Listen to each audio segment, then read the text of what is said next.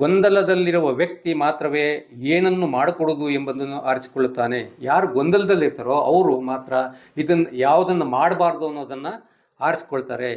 ಯಾವ ಮನುಷ್ಯನು ಸ್ಪಷ್ಟ ಮತ್ತು ಸರಳವಾಗಿರ್ತಾನೋ ಅವನು ಆಯ್ಕೆ ಮಾಡುವುದಿಲ್ಲ. ಯಾವ ಮನುಷ್ಯನು ಸ್ಪಷ್ಟವಾಗಿ ಮತ್ತು ಸರಳವಾಗಿರ್ತಾನೋ ಅವನು ಆಯ್ಕೆ ಮಾಡುವುದಿಲ್ಲ. ಯಾವುದು ಇದೆಯೋ ಅದು ಇದೆ, ಏನಿದೆಯೋ ಅದಿದೆ. ಈಲ್ ಅಕ್ಸೆಪ್ಟ್ ವಾಟ್ ಈಸ್ ಅನ್ನೋದನ್ನು ಹೇಳ್ತಾ ಇದ್ದಾರೆ.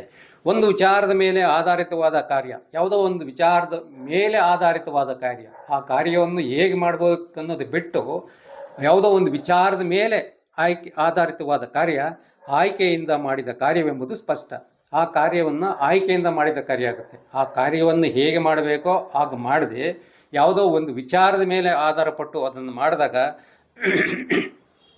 ಆಯ್ಕೆಯಿಂದ ಮಾಡಿದ ಕಾರ್ಯವೆಂಬುದು ಸ್ಪಷ್ಟ ಮತ್ತು ಅಂತಹ ಕಾರ್ಯ ಬಿಡುಗಡೆಗೆ ಕರೆದೊಯ್ಯುವುದಿಲ್ಲ.